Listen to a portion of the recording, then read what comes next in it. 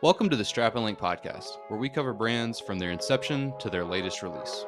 It's the Montress Tudor. Like I said, better movement, spring drive So, potentially, Rolex Oyster Perpetual. Their Super Ocean here. Now you see this kind of renaissance of Tudor. Finally, in 2016, they achieved the spring drive with an 8-day power. The podcast for watch lovers by watch lovers. New episodes every first and third Monday of the month. Hello, Happy New Year, and welcome back to the Strap and Link podcast. I'm your host, Brett, joined as always by your other host, David. What's going on, man? What's going on, man? It's been a great holiday season. We are excited to be back. And again, if this is your first time joining us, we just want to welcome you to the show. We've got a very special episode today, so we hope that you will enjoy it. And if you like it, maybe be back for a few more episodes in the future. Yeah, absolutely. And as always, welcome back to our longtime listeners as well. We hope that all of you have had a great holiday season, a very happy new year. We're so thrilled to be back on the mic with everyone today. And speaking of today, in today's episode, we have a great discussion with Grand Seiko. So at long last, we are coming to the second of our episodes with Grand Seiko. As some of you might recall, we did our very first episode on Grand Seiko. And we are also very honored and excited to announce that today we will be joined by Joe Kirk, Brand Curator for Grand Seiko, all-around watch fanatic, great guy. So we're thrilled to announce that. Since this is our second episode with Grand Seiko, we're not going to be covering the history of the brand today, but instead you can find that on episode 1. And then today we're just going to be jumping into 4 watches. Of course, we'll have the unique perspective and insight from Joe.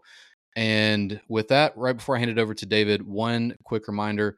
Since we skipped the first Monday, as is tradition, the first and the third Monday of each month, and we skipped it for the New Year holiday this year, next week's episode will be just that. It'll be next week. So we'll be doing the second and the third Monday. So look out for another episode coming up 1 week from today. And with that, David's going to give us a rundown of today's show. Yeah, real quick before Joe joins us, just let everybody know kind of what we're going to talk about today. We're going to go over 4 watches, and the first watch that we're going to discuss will be the Shosho GMT, which is the reference number SBGJ249. And then we will go over the Cherry Blossom, which is a very popular one in recent history, of the SBGA413. And then the White Birch, which I believe is one of Joe's watches that he actually owns himself. It'll be a good insight for him, which is the reference number SLGH005. And then lastly, we will go over the Lake Suwa, which is the SLGA021. Lake Suwa. Can't wait to get into that one and the White Birch. Don't forget to follow us on social media at Strap and Link. We are on Instagram and TikTok. We also have audio episodes up on YouTube in addition to some new YouTube shorts. So if that's more of your thing, go give us a search and a follow and subscription on YouTube. We are always on Instagram, though, so feel free to DM us if you don't already follow. We love chatting it up with you guys. Also, tag us in your watch picks. And one last bit, if it would not be a bother to you, please do give us a rating and or a review. That is always a huge help for us here at Strap and Link. And it's free for you to do. Yes, it is.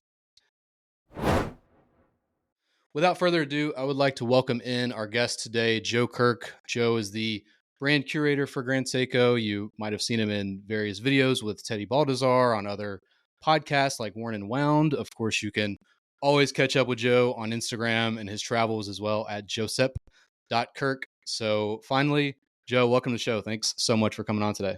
Yeah, no, thank you for having me. It's very much my pleasure. And, since we met in Atlanta, we've talked about doing this, and I'm glad we finally have the time to bring it together. Absolutely. Yeah. And you were just talking about, work. I mean, it's the first week back after the new year. I think you were in Japan for quite a while. So how was the trip and New Year's and all that? Because it sounds like you're like running ragged over there. Yeah, I mean, I was in Japan for about a week, the week before Christmas. So I was, I was in LA for a few days before that. So I was gone for quite a while, but made it back in time to spend the holidays with the family and have some downtime, which was great. Japan's always awesome. If you follow me on Instagram, you see I'm quite obsessed with the food. Oh yeah. So yeah, that goes without saying. Of course, I love the work aspect there too. I enjoy what I do. I'm just a watch nerd at heart, so it's it's always fun to get out and see what's going on in Japan, especially right now with so much tourism and such a great watch culture there. Oh, So, yeah. Well, that's kind of where I think we always like to start with our interviews is kind of how did you get into watches? What was your first watch you remember owning? How did your love for watches begin? well, it's interesting because I really didn't, I came kind of late into the watch game. Like my understanding of a watch didn't occur until, I don't know, I was probably like 19, 20, somewhere around that age, and I was very much into cigars at the time. And I was Okay. reading a magazine called European Cigar Journal, and they had this amazing article about Frank Mueller, the master of complications, and that was when the light bulb went off above my head that not all watches work on batteries. So I'd say that was like the first thing to pique my interest. But then I started working for a cigar store that actually sold a lot of different Swiss and German brands of watches. Oh, that's cool. And so I spent 11 years doing that, working in retail. It was a very small, business for the cigar store, let's say, but grew into a big industry, monster for them. And that's actually where I learned that, Seiko had a luxury side. Yeah. And so that's where the love began for the brand too. Oh, So that's cool. So were you selling like Seikos at that watch or at that cigar store? Or so yeah, how did you find out about Grand Seiko? So at the time, this was about 2005. Seiko had just introduced the spring drive technology in Japan the year before, right? 2004, it made its debut in Grand Seiko, but only in the Japanese market because in 2004, Grand Seiko was only sold in Japan at that time. From 1960 to 2004 5. 2005 for the U.S. market, the approach was a little bit different, and they introduced Seiko spring drive. So that's where I learned about the technology which is primarily Grand Seiko today. And probably people are aware of Creator as well. But spring drive was marketed quite different in the global market back then, and so that's where the knowledge originated, let's say. And then by 2010, Grand Seiko became a global brand, and that's about the time that I became obsessed. And I think it was the year before I purchased my first Grand Seiko, but I had to order it from some reseller in Japan because I Yeah. was so curious. Yeah. And I'd been hearing about it basically since 2005, when I learned about Seiko and the luxury side. But Grand Seiko was a whole different animal. And Yeah. That's awesome. An obsession.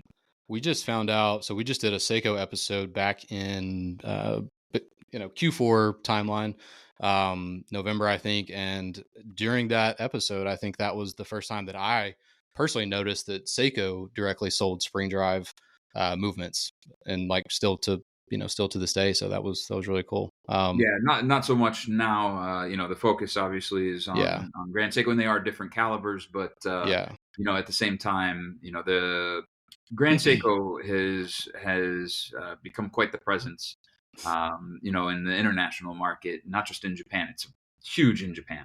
Yeah. But now every market is seeing growth, and it's a remarkable time. So yeah, it is. I feel like even just 2 years ago, we bought. I think maybe David and I did. We buy our watches the same year.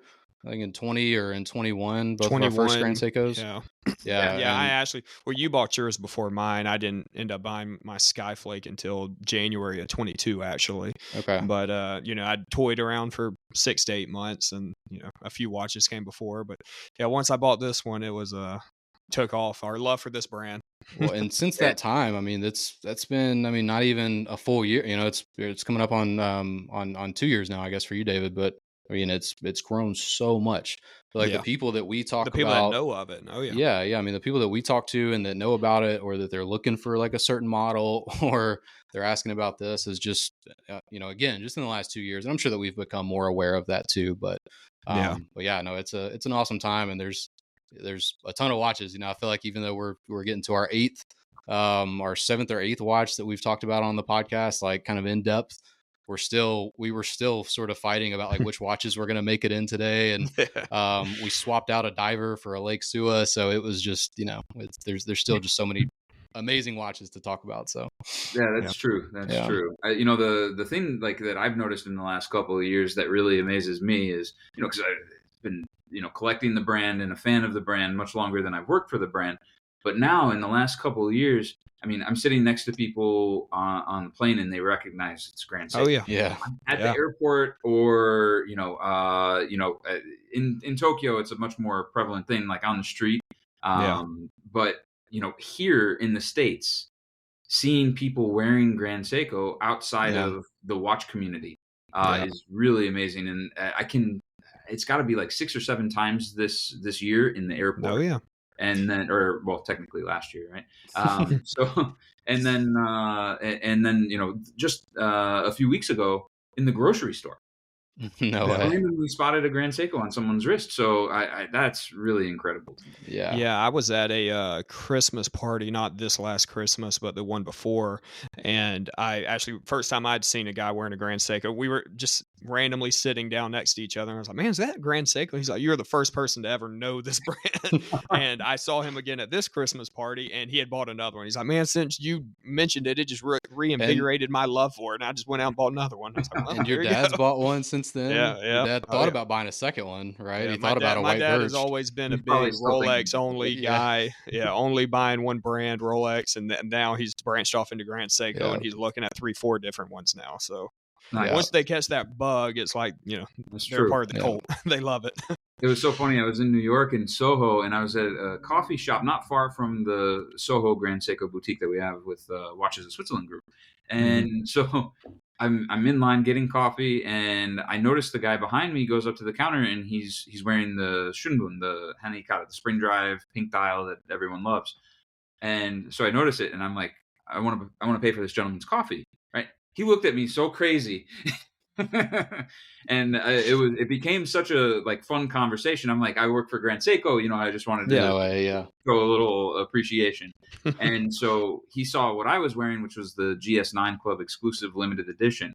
Okay. And you can only get at events and things like that. So I helped him acquire that watch literally within a week of meeting him. Wow. At the coffee shop. So so you got free coffee and an exclusive watch. Yeah.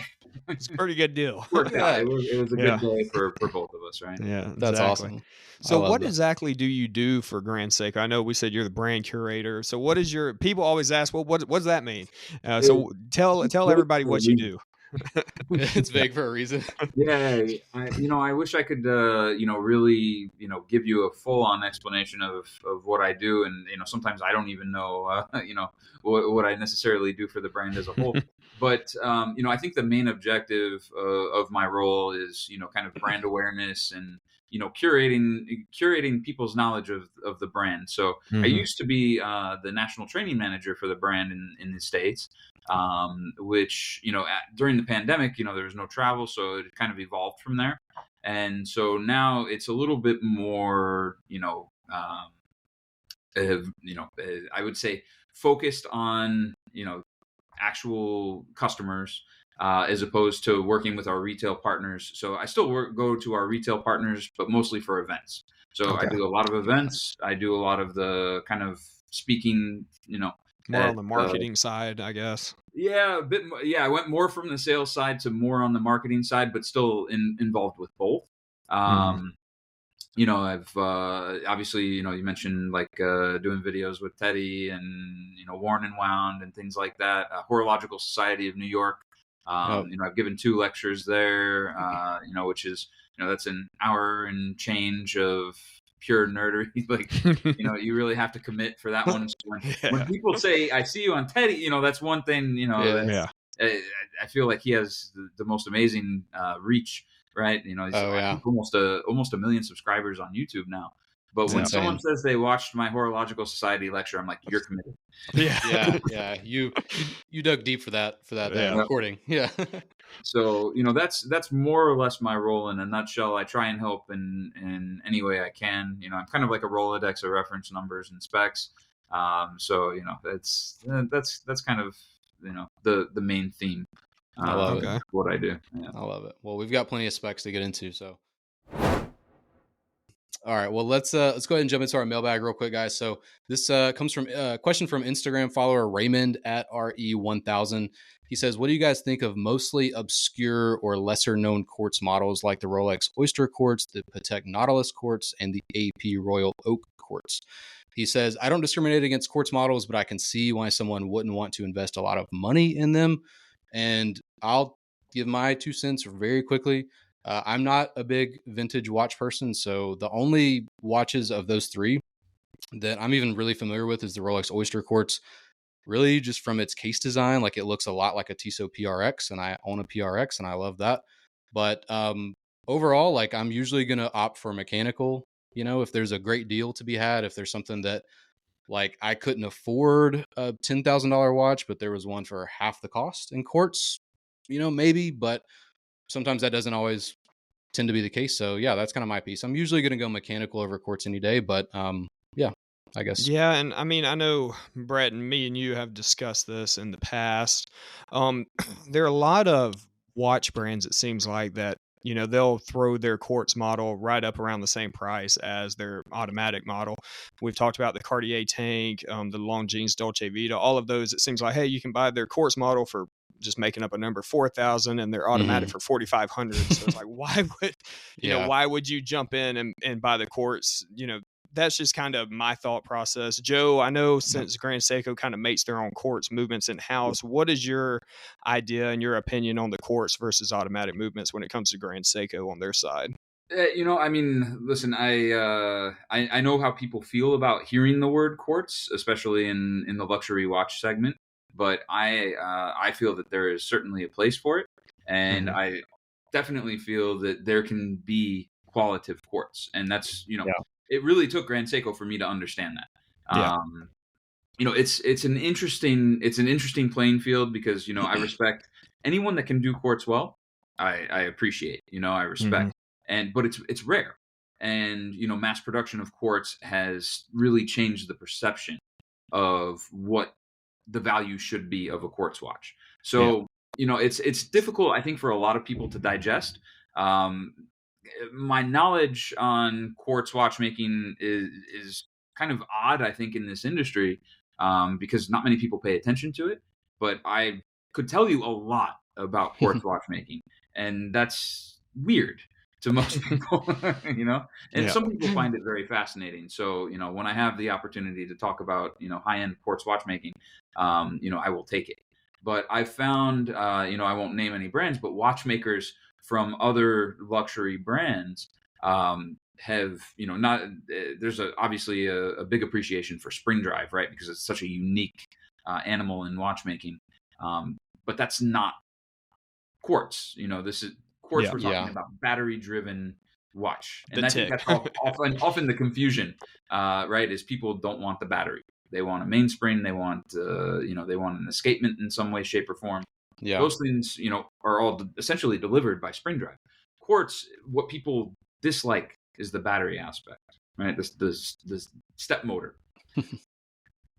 In reality, to maximize the efficiency of a quartz movement, and for Grand Seiko in particular, right? Our goal is, to make watches that can withstand multiple lifetimes, right? Yeah. Even with quartz, and that's a huge anomaly in the industry today. So quartz watchmaking that can be handed down from generation to generation. So when you look at 9F quartz in Grand Seiko, you're talking about $3,000 to $5,000 price range.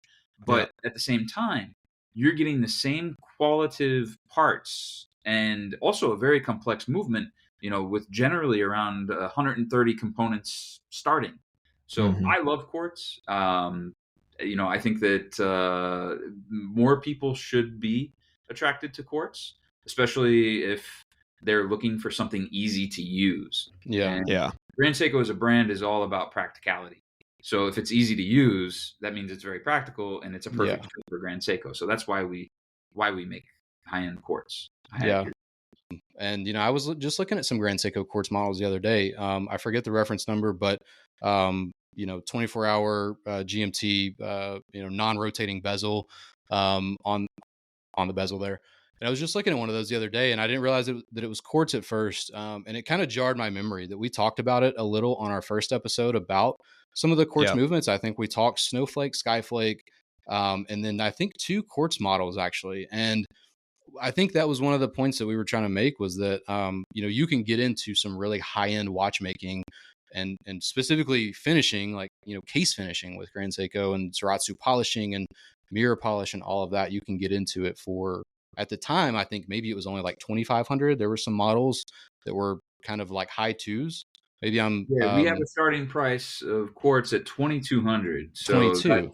yeah, so that's Yeah. the Sport GMT you're looking at would be a little bit higher price. That's probably SBGN 027 or 029. Yeah.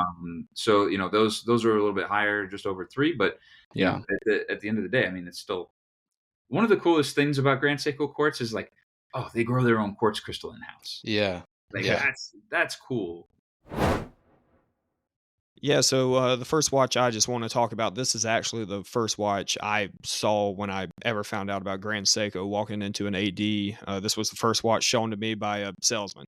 So, it has a special place in my heart and will probably be the next Grand Seiko I purchase. As everybody knows, I have a Skyflake right now, so this would be the next step. But I'll just reference some specs and we'll get Joe's thought on this watch. So the reference number of this watch is the SBGJ249. It was released as part of the Seasons collection, Shosho meaning summer. For those that do not know, it is stainless steel, 39.5 millimeters by 14.1 millimeters case thickness. It has a water resistance of 30 meters and splash resistance. It comes with the caliber 9S86 high beat movement, 36,000 vibrations per hour or 5 hertz, and a power reserve of 55 hours. And this watch can be purchased for $6,800 USD. So, Joe, kind of stepping off into this, we know that most of Grand Seiko's dials have a meaning kind of behind them. So can you kind of tell us what this dial on the Shosho's, representing and kind of the history of this watch? Yeah, Shosho is a part of like the 24 Seki or the 24 seasonal phases of Japan. So, there's these, these different variations.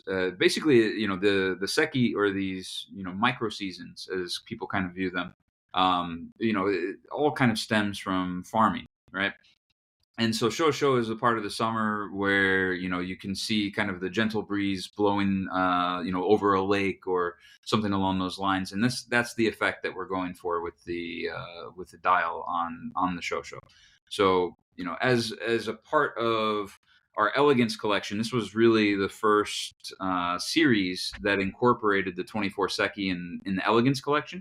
And I know a lot of people confuse it with the Heritage collection because it's on a bracelet. Yeah. It's like if it's Elegance collection, and most of the time it's on a strap. Yeah. So, yeah. Oh, I didn't know that. That's cool. Yeah, odd thing, but the case design on this one is kind of what we refer to as a classic case design, which takes influence from the first Grand Seiko from 1960. And so you have box-shaped sapphire crystal, which, granted the thickness on it's kind of tall because it's a GMT. It's high beat, which is a little bit taller in thickness than some of our other movements. And then you have the box-shaped sapphire crystal, almost 2 millimeters of the height of the watch itself. So when you're looking at the specs, you got to try it on, because when you put a watch on, the crystal, like, to me, it doesn't count. And Yeah. it's all about how the metal wears on your wrist, really. That's true. Yeah. And this is this the same case as, so I've got a SBGM 221 on right now. Is this the same case as that, or Essentially fairly rough, or yeah, okay. The height will be a little bit more because the movement accommodation, let's say, with the high beat is the difference. Okay. So you have the 9S66 in the SBGM 221 and the 9S86 in the in the Shosho. Got it. That was kind of going to be one of my questions as well. What is? I think you touched on it, but the big difference is, I know I get confused a lot, and I know a lot of our listeners do as well.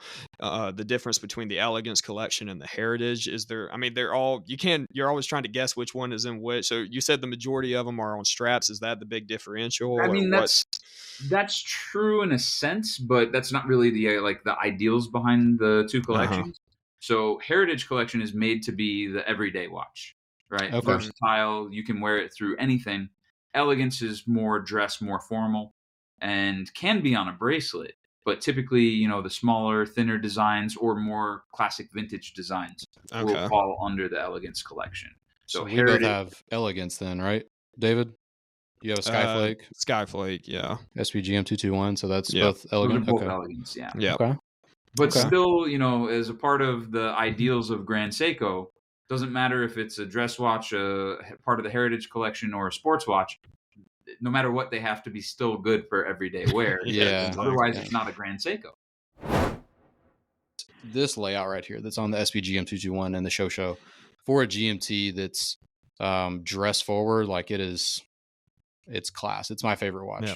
I take it on every trip. I love, Brett, your watch, with the ivory dial, it dresses up, like you were saying, it's an everyday watch. It dresses up and dresses down so easily. I mean, you can wear that with shorts and a t-shirt, or you can put that on a suit. I've got either way, it would look straps good. Now, and it's perfect because I can go like gray kind of, and then dress it up on like a blue croc, and it just looks so much classier and dressier.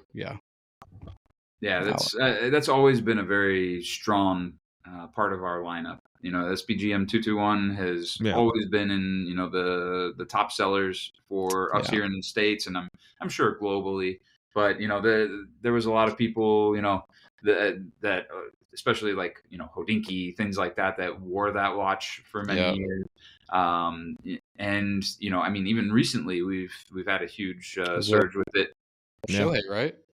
Well, so I think the GQ article about Otani's signing and wearing a Grand Seiko, just like that was good. Again, are there any of these available right now? Like, is that aftermarket climbing?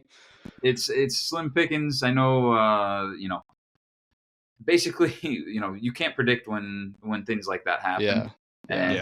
So that was incredible when I saw that article. I was like, that makes me feel so happy. I remember you sent that to me, Brett. You just texted it to me. Like, holy crap. I know. I was like, this makes me so happy. It's not one of like 3 watches that every person with that much money has. Yeah, it's so cool. Actually, from that part of Japan. I read maybe it wasn't the GQ article, but he has a collaboration with Seiko, I think. Is that right? Or in the Japanese market, yeah. Okay. So got it. Yep. Okay. So there's something going on with them too. And obviously I'm sure as a byproduct, similar to yourself, he found his way into Grand Seiko at some point. Yeah.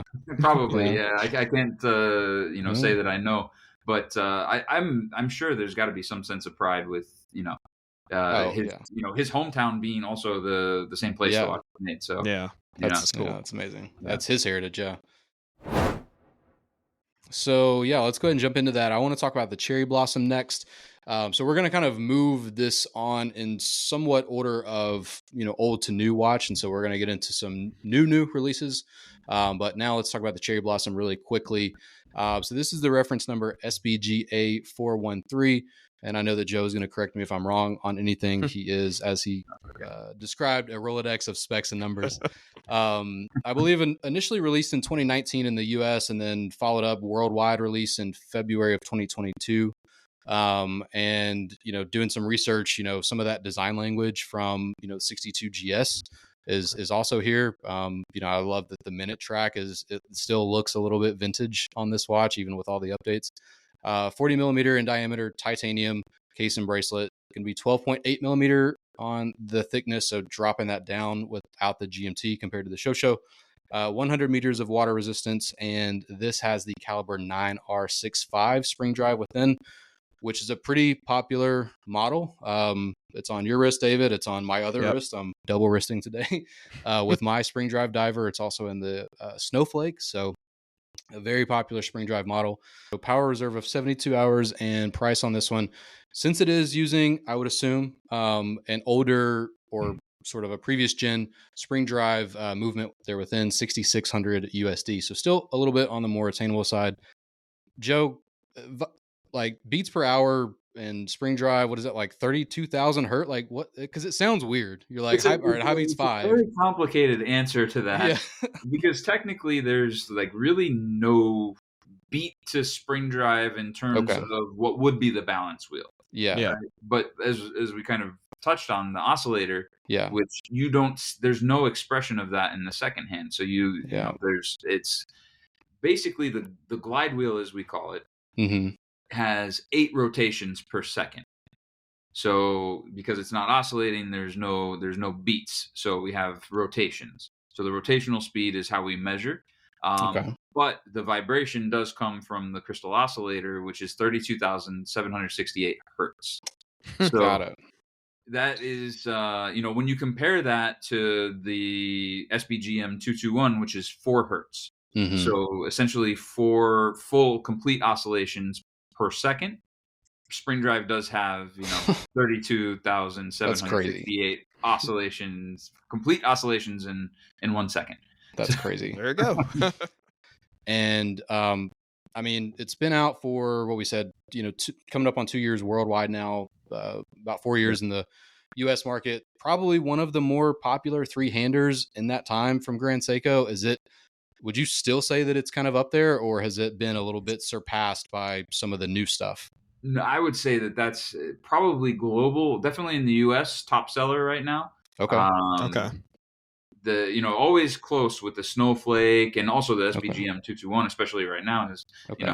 we've Yeah. seen a resurgence of popularity. It's always been very popular for us, but but it is, and it has been for a bit now, I think the number one seller. But I think also on the global scale, they're Okay. seeing the same success. So it's Okay. if not the top seller, for the global market, it's Yeah. up there. Okay. So Yeah. it's one of our most popular models, if not the most. Yeah, it's just astounding to me the excuse me, the pinkish dial that it gives is such a popular watch even globally, and I think is probably one of the most, if not the most popular pink tinted watch out there. Well, Yeah, I never would have thought. And If that's you would've that's asked what's me, so surprising. Yeah. never would have guessed it would have been a top seller for us. I thought it would have done well, of course. Yeah. But because it was so unique. But yeah. to be Well, a you top think, seller, I guess you would be scared that it would almost alienate part of the buyer pool just because, being, maybe some guys don't want to, or whoever doesn't want to wear that. And then, but like you said, it's blown up when it went globally. That's all you hear about now for all last year, it seemed Well, like. and the Right. the hue of it too, like correct me if I'm wrong, because I've handled them in stores, but the pink really comes out when it's kind of like surrounded, right? Like when it's sort of accented, it really Mhm. really kind of looks pink. And otherwise, is it because at least like in press Or silver. photos, it looks a little silvery, almost like kind of like an opaline Mhm. silver, closer to the Shosho, which I think to David's point that probably helps, because you don't have that sort of that It's overbearing not like pink. Brett's Monta pink when he had his Monta Yeah. Noble. That Yeah, was I had just a pink dial. Yeah. I think that's the beauty of it is, Yeah. and similar to, the cherry blossoms themselves, right? Yeah. So like the overall arching theme behind the design is Hana Ikata, which is like when the cherry blossoms start to fall and will like dance on the surface of water, right? Okay. So the dial pattern does kind of emulate that. And what Mhm. I also find interesting is the dial pattern, because we use this across many different models, quite a few different models, not many, but the base dial pattern is we call Iwao, which is like rock. So depending on how the color is done, you can get a totally different effect. So it does really have that effect of these cherry blossoms kind of, yeah. clustered together on the surface of the water. But the color of cherry blossoms can vary a lot from tree to tree. And similar with the watch, you turn your wrist in a slightly odd way, and it becomes more pink, or Yeah. it becomes more silver or white, somewhere in between. So it's I think that's part of the beauty, and that's the unique one of the uniquenesses of Grand Seiko is our ability to make dials that have such character Yeah. and Oh yeah, are so definitely. refined. Definitely. That's something we really put if we didn't start doing that in the 70s, I don't know where we'd be today. Yeah. That's Yeah. really where it's at. It's kind of crazy to think about too. I mean, because I think since we've done the show, I think Spring Drive is equally as important and sort of synonymous with the brand. But I mean, before we really, really dug in and really did research, I mean, the dials were That's what caught your 1,000%. attention. I Oh mean, yeah. you walked in. I mean, there's one Grand Seiko dealer in Georgia. When you walk in, Grand Seiko are in the front right. They're very well positioned, and it's a smaller store, so you can sort of see, all of the only 4 or 5 brands And I feel like they sort of purposely, and I'm sure that it's, your guys' marketing team doing this, but the purpose with which they arrange the models, I feel like they have all of these unique and fun dials off in their own sort of case. And so you can look, so when you first get there, you're like, okay, it's a diver, there's a SPGM 221, there's some dressy stuff, and then you're like, oh, there's a green bamboo. What is it? Oh, there's a white birch, there's a night birch, and then you just go into all the colors, the blues and pinks. And that was what, like, I just related everything to Grand Seiko at first, was the dial. It's phenomenal. Yeah. It's, it's funny because over the years I've seen such changes in trend of why people look at Grand Seiko, and the movement was always like the initial, movement wise, people were fascinated by Grand Seiko, especially in the beginning. Then the big buzzword was Zaratsu. And that's still very true today, and same for the movements. But the case shapes are just so unique in Grand Seiko, and they wouldn't be possible without Zaratsu. And so Zaratsu was a big trend, and then dials, and like, dials have always been amazing. That's I got my Snowflake probably in 2011, and one of the things I remember is the first time I ever actually saw that watch in person. Based on the pictures of the website and looking at the watch in person, I had no idea there was a texture to the dial. So the first time I saw it, I was actually, I was at a Grand Seiko event at the store I worked at, and the watchmaker who came out from Japan to demonstrate spring drive assembly was wearing this watch with this amazing texture. I had no idea. And then they told us the story about how it's inspired by the snowfall and, all the, cool details. And I was like, all right, sold. Yeah. I'll take one. Yeah. Kind of shifting to our next watch, the white birch. Joe, I believe you own one of these. Is that correct? I most certainly do. That has been my most worn watch for the last just over 2 years now. I've owned it. Okay. So this watch, it comes in 2 different movements, actually. So there's the high beat and the spring drive 5-day. So the high beat reference number is SLGH005, and the spring drive model is SLGA009. Again, the white birch comes 40 millimeters case diameter, stainless steel on both models, with 11.7 millimeters case thickness and 100 meters of water resistance. So the high beat model comes with the caliber movement 9SA5, which I believe is their newer model, and the spring drive is the 9RA2. Vibrations for the high beat model is 36,000 vibrations per hour, or beating at 5 hertz. Again, the high beat model is 80 hours, and the spring drive is their 5-day at 120 hours. It cost $9,100 USD for both. So why has Grand Seiko decided to create multiple different movements when it comes to the white birch? Why did they decide that? Was it just so people could choose, or was there a more technical reason? What was the reason behind that? So, and I should have clarified, I own both birch models. Oh, there you go. Perfect. There we go. So the high beat is the one that I got about a little over 2 years ago, and that's the one that I still wear the most. But obviously, it was another year plus before I got the spring drive version. So the spring drive actually did come out a little bit later. Both movements were essentially introduced at the same time, but the 9RA2 came out after, because basically there's a power reserve indicator on this watch, but it's automatic, right? Mm-hmm. So typically we do power reserve on the back only when it's manual winding. And so if you think about it, you have this oscillating weight swinging around, and then you have a hand. There's got to be really, really tight tolerances and technical difficulties in making that happen. So, there was the 9RA5 was introduced in 2020 alongside 9SA5, and then 9RA2 came a bit later. So they introduced, because the 9RA5 has the power reserve on the front, but they didn't make it in the white birch model. It was only in Diver's watch. Yeah. So do you prefer, which one do you prefer? I know you said you wear the high beat more. Is there a reasoning behind that? Or high beat, I think, is like, so everyone has a different preference when it comes to the dial. Some prefer the spring drive because it's more white and a little bit more subtle. Yeah. And I think I Brett likes personally that one prefer more. the mechanical, the high beat, because it's a bit more aggressive of a pattern and it's a little more silver. They're both like silver and white. It's just that it's a little more prominent on each. To varying degrees. Yeah. Yeah. So they're both essentially developed in tandem. They both were in existence, right? It's And just it's a matter cool. of the timing for production capacity. Yeah. Because I tell people, but it's hard to imagine a brand that has some I'd say Grand Seiko has become a relatively popular brand in this country, but to imagine the capacity that we have with how many watchmakers we have, with how few watchmakers we have.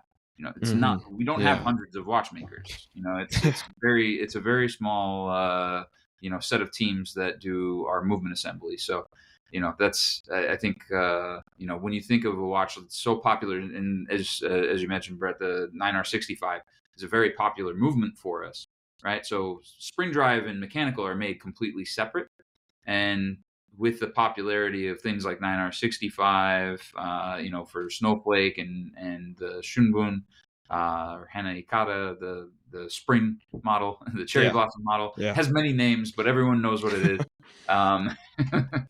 The scale, you always gotta wonder, like, how much are they capable of? Can you tell us a little detail, a little history behind the night Birch? I know that's catching a lot of our listeners' That watch is so attention sick. right now. Yeah, Yeah, and it's we beautiful. saw it in person with titanium, I believe, not stainless steel. So Correct. give us a Yeah. little bit of So, history behind that. so we introduced the white Birch first in mechanical high beat, and then later introduced the white Birch spring drive, and then following, again, a capacity thing. We can only make so many 9SA5 because it's quite a complex movement, and very unique and very different from anything we've ever made before. So eventually, we finally introduced the second iteration of white Birch that is inspired by the night scene in Shizukuishi, the town where we make the watch in Iwate Prefecture up north in Japan. And so basically the premise is the same. This forest of white birch in Hironiwa Plateau, which is not far from our Shizukuishi watch. Grand Seiko Studio Shizukuishi is the name of the actual studio where we make the watches. So our Shizukuishi manufacturer is not far from this amazing white birch forest, and that serves as the source of inspiration for the mechanical models. Right, so you have the white birch, you have the night birch, and then now you have a green birch, which is exclusive to Boutique Online. I don't know if you remember, I had that sample, the prototype at the event we did out there. I just recalled that. Yeah. So because you don't get to see that one, it's only Boutique Online. So and it's annoying, but it's like a seafoam green, kind of a depends on the light. tealish, It looks teal sometimes, but it looks dark forest green a lot too. Okay. So it's really an odd dial. And what I really appreciate about all three of these models is they look kind of distressed. Like the higher up on the texture you look, the more worn down it looks, right? Like the more like it was almost scratched on the surface. And that gives the texture so much more depth. It's I think all three of those models are very special, but the pattern is very aggressive. And what's interesting about that too is when we're making these textured dials, which people love about the brand, is we typically use a mold. A lot of the times is carved by hand or using different tools depending on the need. And so the mold is pressed into the brass dial base. And then a lot of the times we can get the texture in one shot, but with the design of this white birch motif, it actually required 7 different pressings to achieve the texture that it has. So there's a lot of additional steps in making this dial, and then on top of that the various layers to create the color.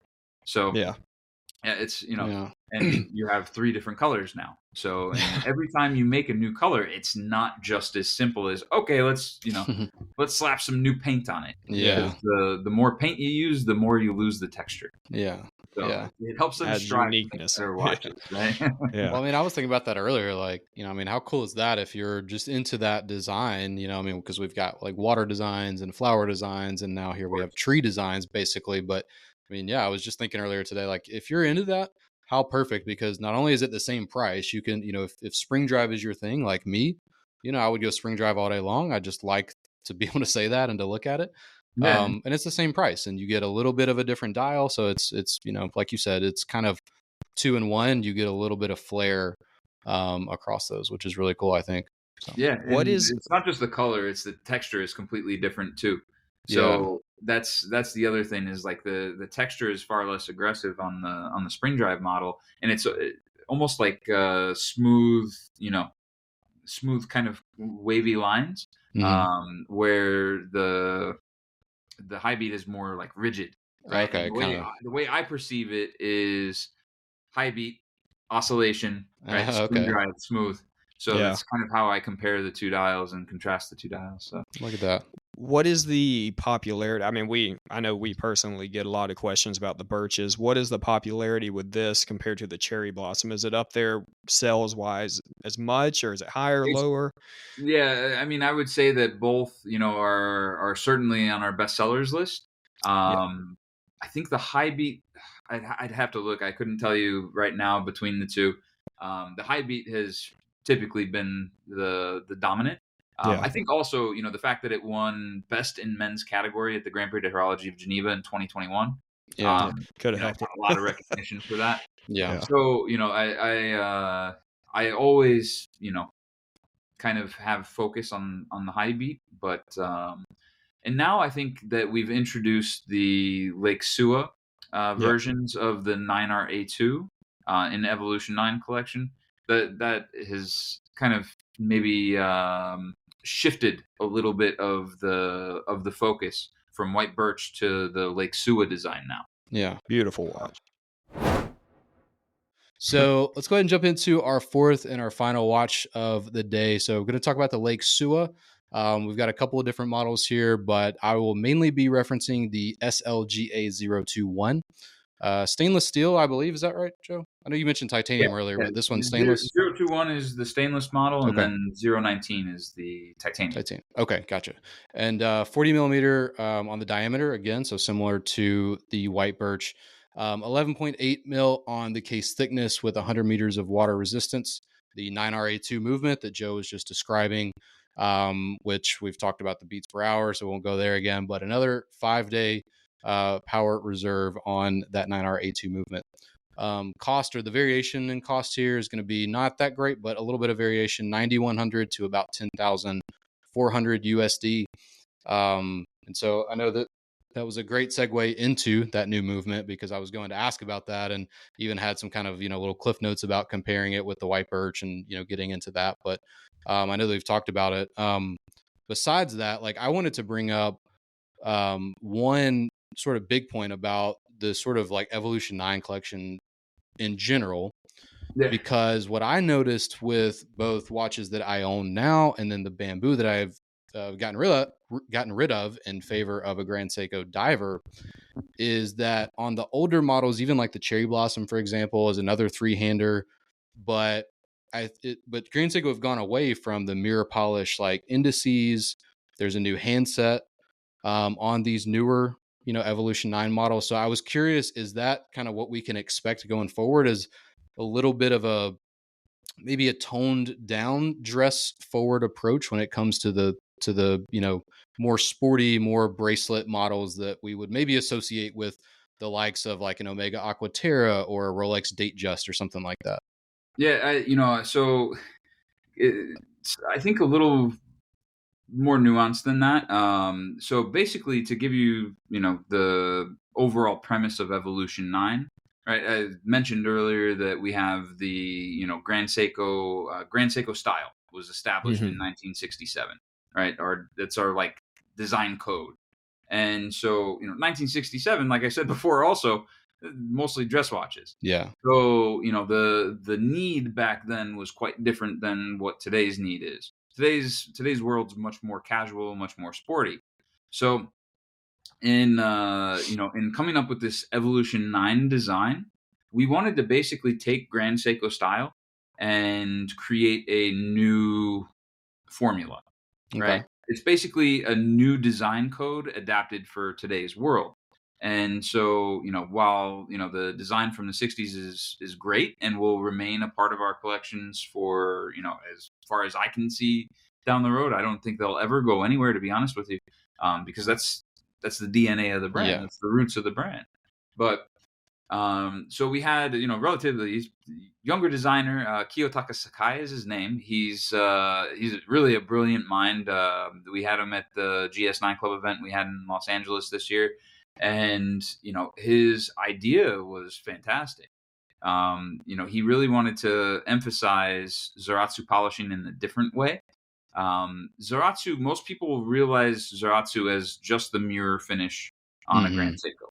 And so it's much more than that, in the sense that Zaratsu is not just creating this distortion-free mirror finish that we have. It's also creating the ultra-flat surfaces. But at the same time, today's world is more casual, as I mentioned, Yeah. and more sporty.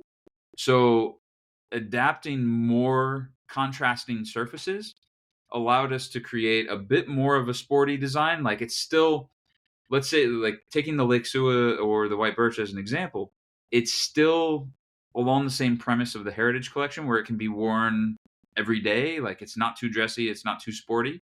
But where a 44GS design might lean a little bit more dressy, this might lean a little more sporty, but it's still somewhere right in the middle. Yeah. And it's a very complex case design on Evolution 9.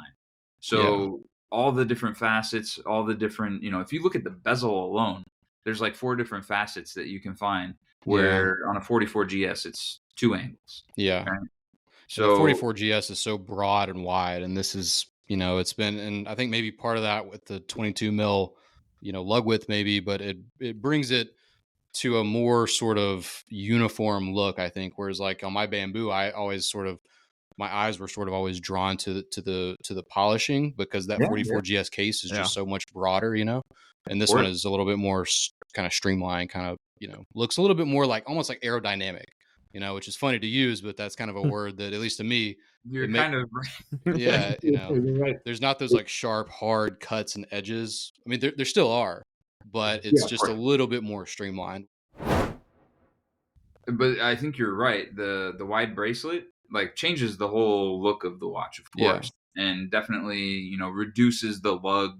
Like, not the of course it increases the lug width in between the lugs, but the lugs themselves are not as wide, a little more narrow than the 44GS. Okay. But the wide bracelet is one of my favorite things. Yeah. There's a sense of comfort, and that's kind of the premise too with this new design. Is we call it Evolution 9 because there's 9 design principles of Grand Seiko style from the 44GS in 1967. So we wanted to reevaluate those 9 code. Some of them remain the same. Yeah. But some of them were modified for today's world, and then some of them were completely new. And a part of the code that we changed and made completely new is the design for comfort. Like, that's the emphasis. I'd say that's really the big improvement, is making the bracelet at least half the case width. So 40 millimeter case has got to have at least a 20 millimeter bracelet at minimum to be a part of the Evolution 9 collection, but it's 22 in this instance. Yeah. And the center of gravity has to be very low in the case, which, thanks to both new calibers, 9SA5 and 9RA2, we've reduced the crown position, so the center of gravity of the movement is lower, and we can also implement that to the case. And then basically this low center of gravity and the combination of this very wide bracelet, it's unbelievably comfortable. Like, it feels like no other Grand Seiko on your wrist. And that's one of the things I grew to love about it the most is, especially with the White Birch. I don't have the Suwa yet, but that's why I want the titanium one, is because I know how great the titanium is. right? Yeah. I had the snowflake. I have this. I have two of the snowflakes, one Seiko, Grand Seiko dial, one regular. And so now it's like, that I want this watch, and It's like the titanium, next step. Yeah. titanium is where it's at. So Yeah. I don't know if you guys know much. We have a couple of different titanium alloys in Grand Seiko, and a lot of people are under the misconception that it's just either regular titanium or it's grade 5. Yeah. Which is common in the Swiss high-end industry, and it's neither. It's not grade 2. It's not grade 5. It's high intensity is what it's branded, right? Which is, well, I would imagine, that's where you're going with that. But the high intensity moniker, is that like an internal thing, or is that like an accomplishment, like kind of grade or something like that? Yeah, so it's essentially our own composition that we have within Grand Seiko, and they use sometimes in Crador, and some of some products in there, but not a lot. So high intensity titanium has a lot of great benefits, pretty comparable to what you would get with grade 5 in terms of all the benefits. But one of the big problems is, you can't really Zaratsu polish titanium easily. Mm. So that's the benefit of high intensity titanium, is you have all the great benefits of like grade 5, but you have better polishability. Got it. Okay. So then you can probably control kind of like the hue of it a little bit, and obviously just outright design aspects. Yeah. Yeah, you may also notice if you're ever looking at Japanese websites, they call bright titanium. Okay. That's the name that they use in Japan, and it's because of the color. So it is lighter than that kind of traditional, that sort of gunmetal gray almost. Yeah. Yeah. Now we have a new alloy of steel that we're introducing too, called the Ever Brilliant stainless steel. So is that what's in this year? Or? No, we've had it. We introduced it first in limited format, starting in 2022. But the introduction, a little bit more widespread and continuous, started in this last year. Okay. So benefits on that one are, basically, it's the most corrosion resistant stainless steel in the watch industry. No one's been able to work with a metal of this pitting resistance. So Grand Seiko, I was telling you, is intended to be handed down generation to generation. Yeah. So corrosion, if you look at vintage watches, a lot of the time is a huge problem with the cases. Especially in Japan, these vintage Seikos, it's very easy to find them with pitting. So this is an improvement on the longevity of the case material itself. So, but also on top of that, it's a beautiful color, a little bit more of a whiter hue, and also can be Zaratsu polished, which adds another challenge to the process. Yeah. So, well, we're obviously big fans of the brand, and we've got several pieces, and we're David's already convinced 2 other people to go look at it that didn't even know about it before. So yeah. One of the things, you guys got to see the Lake Suwa dial in person. Right? Yeah. The thing that amazes me the most is it actually looks like water. It's got that same shimmer as if the sun was reflecting off the lake. And I'm still trying to figure out, if you can't get one of those, I'm sure we can't. Now. Well, I've seen 1 or 2 at the mayors up here at the AD, but I'm sure they're probably there for a day or 2 and then they're gone. Because the snowflake was actually like that for a while. They just weren't getting a lot of snowflakes, and would kind of see it 50% of the time that I went in. So from time to time, you'll see that those are spiking up. I've heard this from a lot of guys, and we've wondered it as well. I believe you guys seem to have a lot of Southern came out. Y'all, you guys seem to have a lot of limited edition pieces. It seems like more than a lot of other watch brands. Can you kind of speak around that? I know we've talked about the 20th anniversary of the 9S, the Whirlpool, of course, and that's one of my favorites. I'd love to find. Obviously, you'd have to get it aftermarket now, but we have a lot of questions about that. But what is your opinion on the limited editions, and how many you guys release a year? Yeah, I mean, this is purely my own, assumption, and it's I think it's a pretty good assumption. I've got some insight, working for the company, but realistically, I feel like we have to do limited edition as out of necessity. just based on production capacity. Yeah.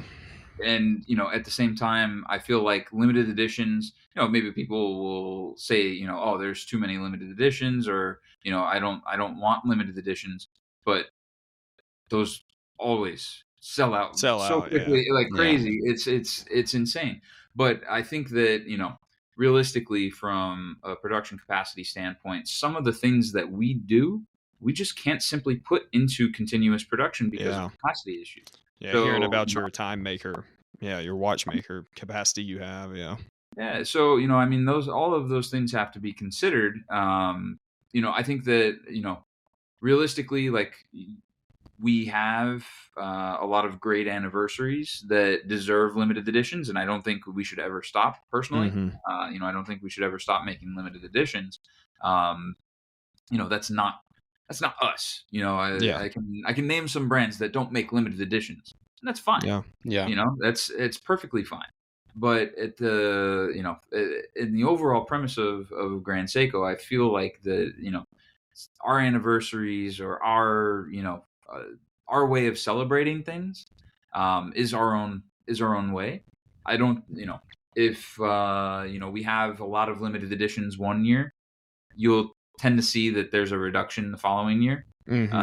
It's that's the nature of the beast. So I feel like also at the same time too, Grand Seiko has only been an independent brand since 2017, right? So we have a very short time that we've been our own brand, separated completely from Seiko.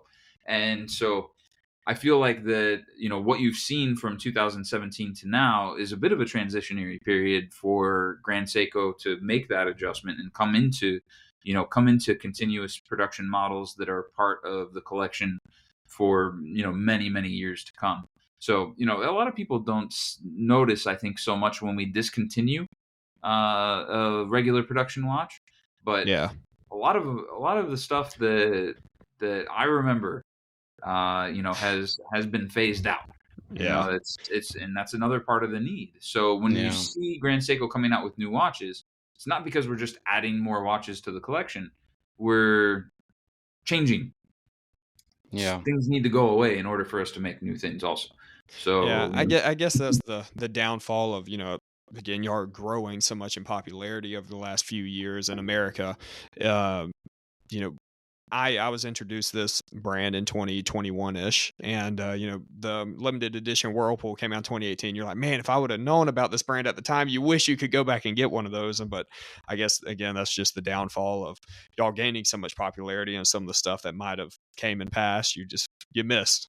Oh yeah. I mean, that was that's an amazing watch, and it was 1,500 pieces, and it was $6,500, and good luck finding one for 10 grand nowadays. Oh, exactly. Would you say like 15, David? 1,500, something like 15 grand that you were seeing. Online right now at Chrono is, I think Chrono had one for 16.5. I mean, they're 15 plus. Wow, yeah, I haven't looked recently. It's crazy. That shows you how dated I am. 10, I'd buy one right now for 10. yeah, right. Yeah, David's cashing out for 10. A lot of the old limited editions, I'm seeing the prices spike, and a lot of things. I mean, it's one I always wanted to get, and I just got my first limited edition Grand Seiko last year, was the GS9 Club watch. Okay. And in 2019, we came out with a watch that was like the Godzilla 65th anniversary. And because of that watch, it was only 650 pieces. My son, ended up discovering Godzilla and is now obsessed with him. Right? So many of the people who know me are well aware of this, because I always talk about it.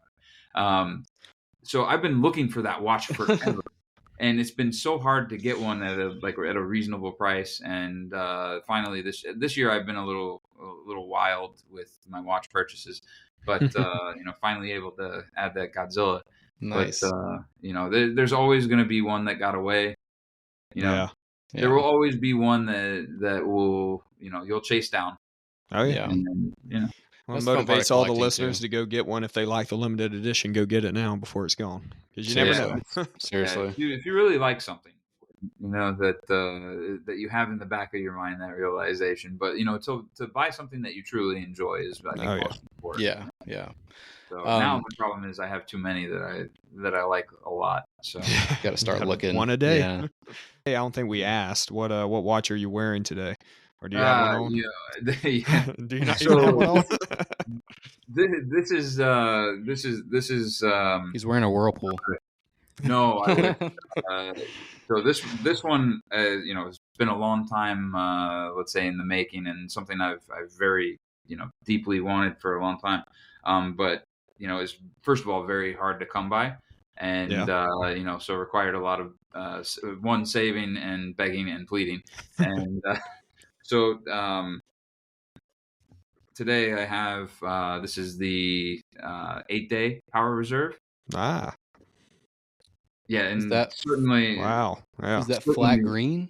The dial? So it's probably the light. It's Okay. it's the dial is mostly black, but there's because of the rose gold, you Yeah. get some brown Oh, elements, look and at it's that. on a dark brown strap. And so this is made in our micro artist studio, which Okay.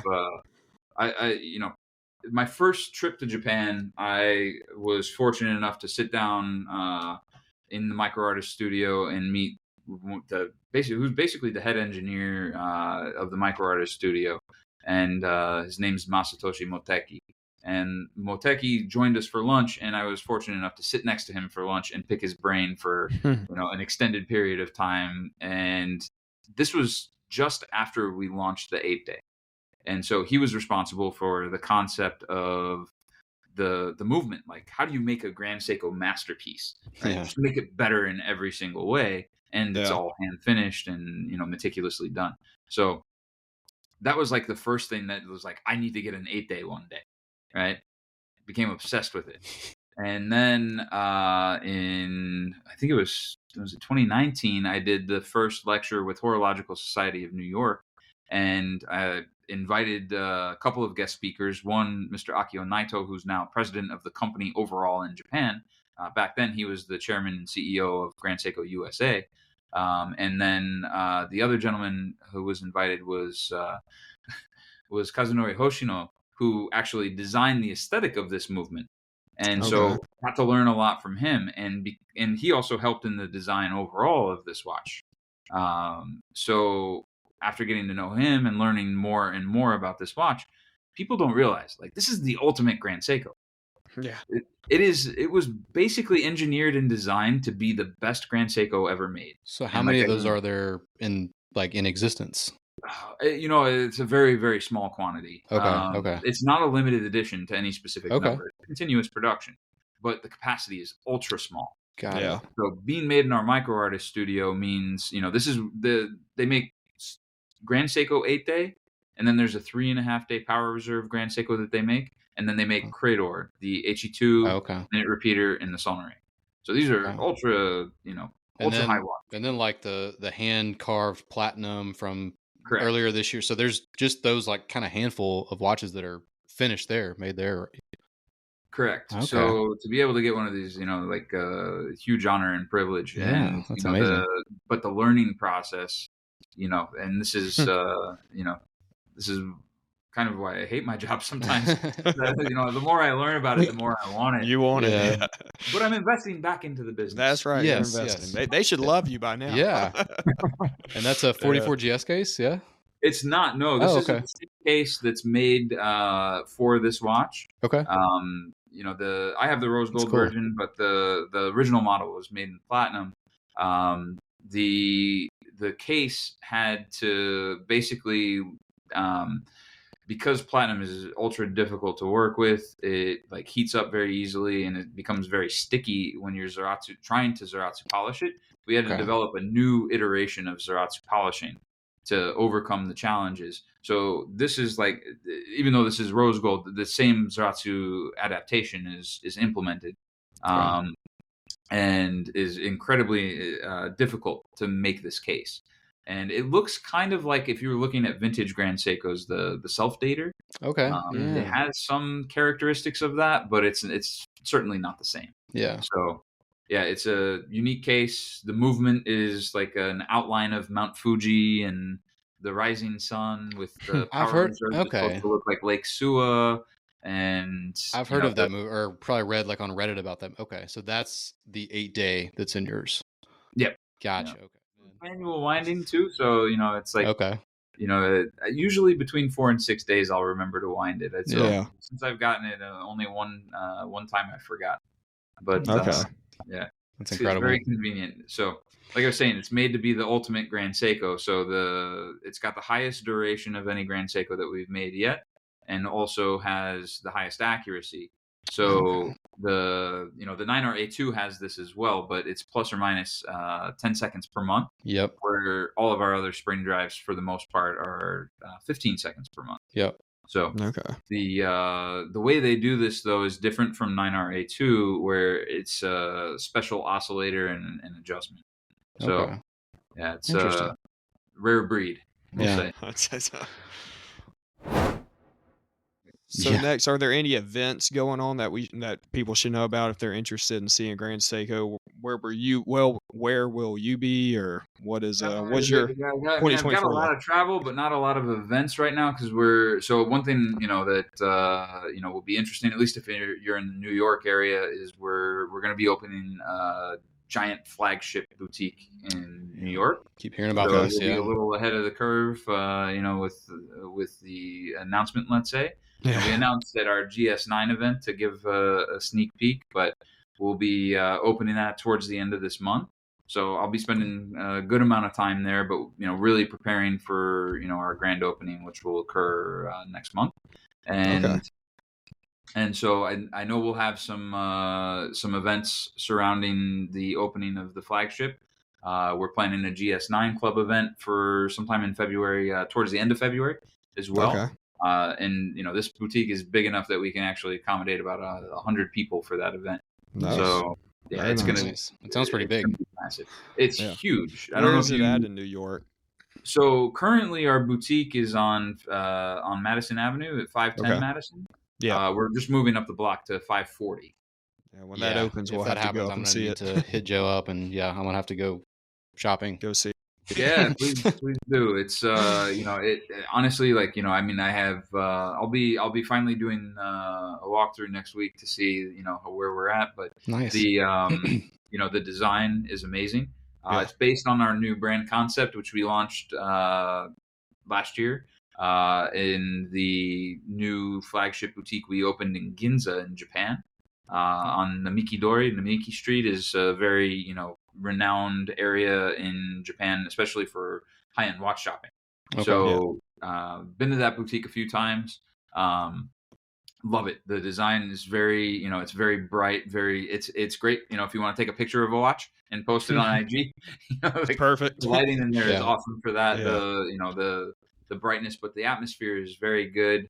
We're gonna have 2 bars in there, cool. private VIP bar downstairs and lounge, and then a bar on the upper floor. So we have 2 floors. Okay. It's really, remarkable. We're even gonna have the ability to have the downstairs bar is more like an omakase style bar. So we may even bring in some of our VIP chef friends to do some events for us. So that sounds pretty cool. Hey, we just want to say thank you, again for coming on today. It's very much my pleasure. Great talking with you guys. Yeah. It's been super, super fun. I mean, you've got obviously a wealth of knowledge and a lot of just, anecdotes about all these watches, and people, I think they love the history aspect and kind of the reasoning behind why these watches exist. And that's why we focused so much on history.